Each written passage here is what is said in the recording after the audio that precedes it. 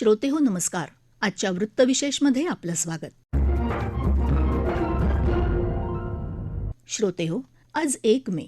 आज आपण महाराष्ट्र दिन मोठ्या उत्साहात साजरा करतो. ज्या कष्टकरी वर्गाच्या घामाने या महाराष्ट्राच्या मातीचं सोनं केलं, त्यांच्या श्रमाचं मोल जाणणारा आंतरराष्ट्रीय कामगार दिनही आजच साजरा होतो.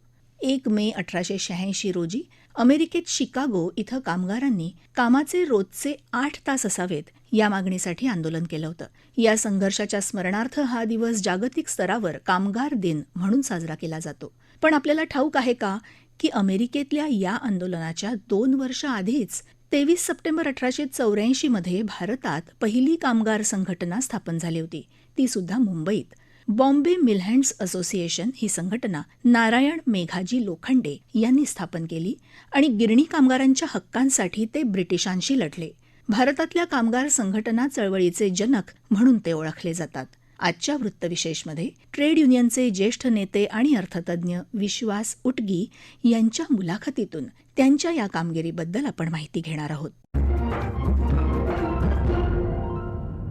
आज आंतरराष्ट्रीय कामगार दिनानिमित्त आपण भारतातल्या कामगार संघटनांच्या चळवळीचे ज्यांना जनक म्हटले जाते त्या नारायण मेघाजी लोखंडे यांच्या कार्याविषयी विश्वास उटगी सरांकडून जाणून घेऊ. भारतीय कामगार चळवळीच्या इतिहासात नारायण मेघाजी लोखंडे यांचे स्थान तुम्ही कसे मांडाल? नारायण मेघाजी लोखंडे हे संपूर्ण भारतीय कामगार चळवळीचे आद्य संस्थापक असं म्हणेन. वास्तविक त्यांचं आयुष्य संपलं तेच मुळात 1897 मध्ये. अत्यंत अल्प आयुष्य होतं, परंतु मिल हँड्स असोसिएशन नावाची संस्था त्यांनी निर्माण केली 1884 मध्ये. म्हणजे मृत्यूपूर्वी फक्त 13 वर्ष.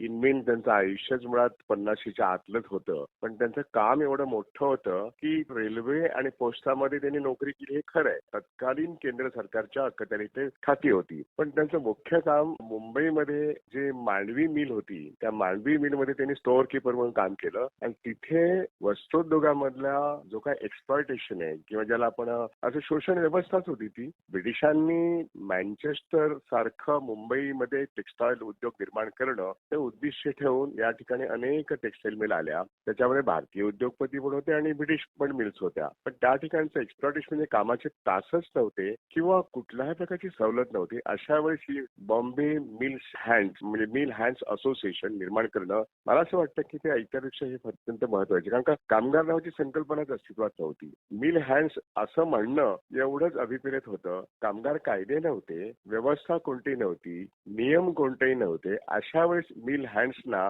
न्याय मिळवून देणं हे मला वाटतं नारायण मेघाजी लोखंडे यांचा दूरदर्शीपणाचा भाग आहे आणि म्हणून मी त्यांना आद्य कामगार चळवळीचे संस्थापक असं म्हणेन भारतामध्ये. कारण तोपर्यंत इव्हन रशियन क्रांती झालेली नव्हती. तोपर्यंत मला असं वाटतं की भारतामध्ये कामगार हा शब्द पण उच्चारलेला गेलेला नव्हता किंवा साम्यवाद हा शब्द पण उच्चारला गेलेला नव्हता. अशा कालखंडात नारायण मेघाजी लोखंडे यांनी महात्मा ज्योतिराव फुले यांच्या एकूणच सत्यशोधक समाजाची जी काही त्यांची मुहूर्तमेढ केली त्याचं काम करता करता करता त्यांनी मिल कामगारांमध्ये म्हणजे मुंबईच्या गिरणी कामगारांमध्ये सामाजिक आणि क्रांतिकारक विचारच पेरला की समतेच्या दृष्टीने काय करता येईल, सर्व जातींमध्ये सामंजस्य कसे ठेवता येईल, धर्माधर्मांमध्ये सामंजस्य कसे ठेवता येईल आणि कामगारांच्या शोषण व्यवस्थेवर लढण्यासाठी त्यांच्या हक्कासाठी काय करता येईल हाच खरा त्यांनी विचार मांडला. लोखंडे यांनी कामगारांसाठी काही ठोस मागण्या केल्या होत्या, जसे की कामाचे तास, साप्ताहिक सुट्टी, म्हणजे तेव्हा सलग कामगार अनेक तास काम करायची सुट्टीही नव्हती. तर ही जी ठोस पावलं उचलली होती तर ती त्या काळच्या सामाजिक आर्थिक पार्श्वभूमीत किती क्रांतिकारक होती?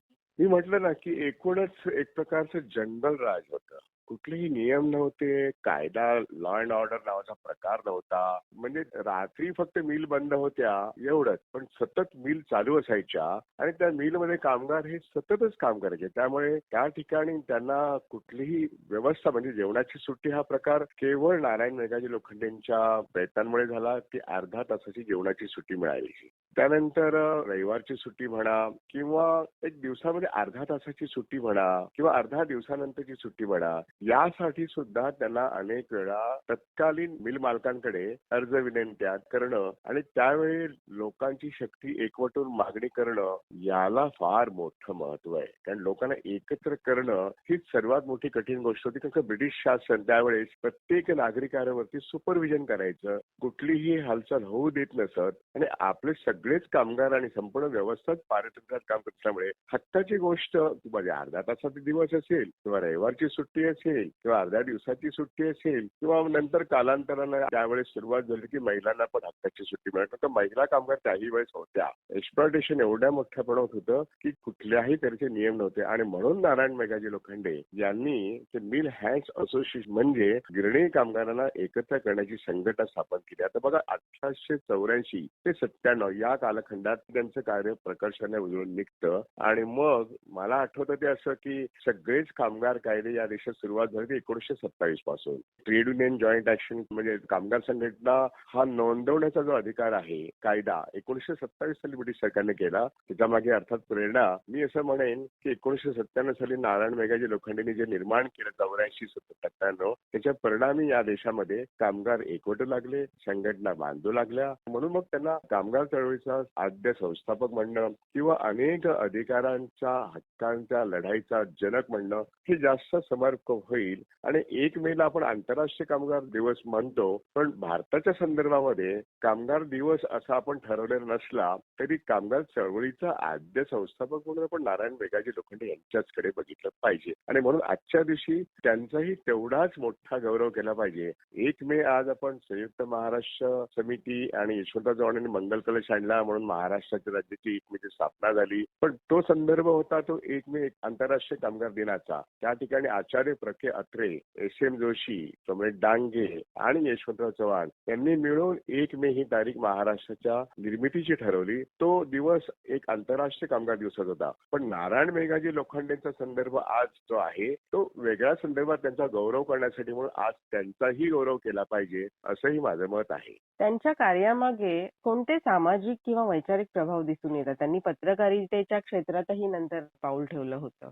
होय, हे अगदी खरं आहे की महात्मा ज्योतिराव फुले यांच्या सत्यशोधक समाजाचं जे काही काम आहे त्याचे एक पाईक म्हणून ते स्वतः माळी समाजाचे होतेच. म्हणजे नारायण मेघाजी लोखंडे यांचा जन्म पुण्याला झाला. त्यांचे शिक्षण जे झालं ना ते ठाण्याच्या ब्रिटिश स्कॉटिश मिशनरी स्कूलमध्ये झालेलं आहे. शिक्षण इथे झालेलं आहे, नोकरी इथे झालेली आहे आणि मिल कामगार म्हणून त्यांनी मुंबईत काम केलेलं आहे. पण हे करताना त्यांनी सत्यशोधक समाजाचं काम केलेलं आहे आणि ते करताना त्यांनी दीनबंधू नावाचं वृत्तपत्र चालवलं. त्याच्यामधून त्यांनी हिंदू मुस्लिम दंग्यामध्ये जेव्हा 1897च्या जेव्हा पुणे प्रचंड मोठ्या प्रमाणात वाढला तेव्हा आणि त्याच्या आधीही हिंदू मुस्लिम समाजात ऐक्य आणणं, कोणत्याही प्रकारचे तंटे तणाव समाजामध्ये निर्माण न करणं यासाठी विविध धर्मांमध्ये आणि जातींमध्ये ऐक्य निर्माण करणं, एका प्रदेशाने संपूर्ण भारत एकवटण्याचं काम या मुंबई शहरासारख्या मेट्रोपॉलिटन म्हणाल आता आपण मेट्रो म्हणतो पण कॉस्मोपॉलिटन शहरामध्ये त्यांनी केलं. हे त्यांचं मोठं काम आहे आणि म्हणून जातीय ऐक्य, धार्मिक ऐक्य, सलोखा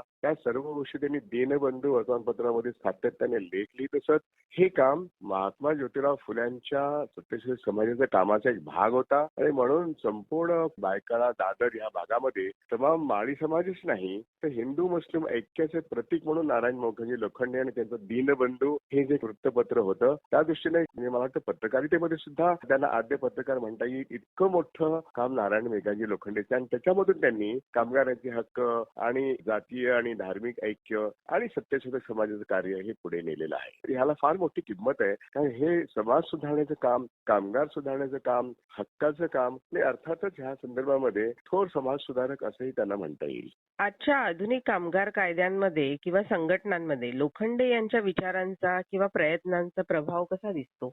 मी असं बघतो की 97 साली ते गेले तेव्हा या देशामध्ये महात्मा ज्योतिराव फुले त्यानंतर लोखंडे हे दोन वगळता तिसरं नाव माझ्यासमोर येतं ते लोकमान्य बाळ गंगाधर टिळक. 1906 साली त्यांना जेव्हा अटक झाली आणि मंडालेला तुरुंगात त्यांना पाठवण्याचा निर्णय ब्रिटिश सरकारने केला तर मुंबईच्या कामगार वर्गाने संप केला. पण संघटना कोणती होती? संघटना होती मिल हँड्स असोसिएशन. आणि नारायण मेघाजी लोखंडेंचे सगळे कार्यकर्ते हे त्यानंतर एवढ्या मोठ्या प्रमाणात एकवटले होते की त्यांनी लोकमान्य बाळ गंगाधर टिळकांना जसं असंतोषाचे जनक म्हणतात तसं ते कामगारांचे पुढारी पण ठरले. आणि मग त्यानंतर कॉम्रेड एस ए डांगे यांनी ह्याच्यावरती खूप मोठा प्रकाश निर्माण केला. आणि म्हणून कामगारांचे हक्क, कामगारांच्या संघटना या सगळ्या बाबतीमध्ये नारायण मेघाजी लोखंडे हे इन्स्पायरिंग फोर्स. म्हणजे प्रत्येक कुठलीही गोष्ट कामगारांची असेल तर नारायण मेघाजी लोखंडे हेच प्रेरित करायचे. लोकमान्य टिळक आणि त्यानंतर मग आपण बघतो ग द आंबेकर हे एक मोठं नाव आहे महाराष्ट्राच्या कामगार चळवळीतलं. त्यानंतर कॉम्रेड एस ए डांगे आणि अर्थातच भारतीय संविधानाचे निर्माते भीमराव बाबासाहेब आंबेडकर. आता टेक्स्टाईल क्षेत्रामध्ये म्हणजे वस्त्रोद्योग क्षेत्रामध्ये त्या सर्वांनी मूलभूत असं काम केलेलं आहे. म्हणून कामगार कायदे निर्माण होत असताना नारायण मेघाजी लोखंडेंना काय अभिप्रेत आहे. म्हणून पूर्ण दिवसाची सुट्टी, अर्ध्या दिवसाची सुट्टी, महिलांना प्रसूतीच्या रजा या सुरुवातीच्या गोष्टी होत्या. पण 8 तासाचा दिवस आणि त्याकरता मग 1927 साली 6 महिन्याचा संप झाला. तो अर्थातच त्याच्या नेतृत्व ग द आंबेडकर असोत किंवा कॉम्रेड डांगे असोत, आंबेडकर साहेब असोत ह्या सर्वांनी मिळून केलेलं आहे. हे आपण विसरता कामा नये. सर, आपण आज आंतरराष्ट्रीय कामगार दिनानिमित्त लोखंडे यांच्या कार्याचा जो आढावा घेण्यासाठी आकाशवाणीशी संवाद साधलात त्याबद्दल आपले खूप खूप धन्यवाद. आपले पण खूप खूप धन्यवाद. श्रोते हो, कामगारांच्या हक्कांसाठी लढणाऱ्या लोखंडे यांना ब्रिटिश सरकारनं राव बहादूर ही पदवी बहाल केली होती. केंद्र सरकारनं 2005 मध्ये लोखंडे यांच्या छायाचित्रासह एक टपाल तिकीट जारी करून त्यांचा सन्मान केला. श्रोते हो, वृत्तविशेष हा कार्यक्रम आपण न्यूज ऑन AIR या ॲपवर लाईव्ह ऐकू शकता आणि तसंच आमच्या मुंबई एअर न्यूज या यूट्यूब वाहिनीवर कार्यक्रमाचं ध्वनिमुद्रण आपल्याला कधीही ऐकता येईल. याबरोबरच आजचा वृत्तविशेष हा कार्यक्रम संपला. हा कार्यक्रम आकाशवाणी मुंबईच्या प्रादेशिक वृत्त विभागानं सादर केला. सादरकर्त्या संगीता गोडबोले, संपादन अंकिता आपटे, निर्मिती सहाय्य भारती गांधी, लेखन समन्वय आणि मुलाखत मनीषा देवणे, निवेदन राजश्री आगाशे.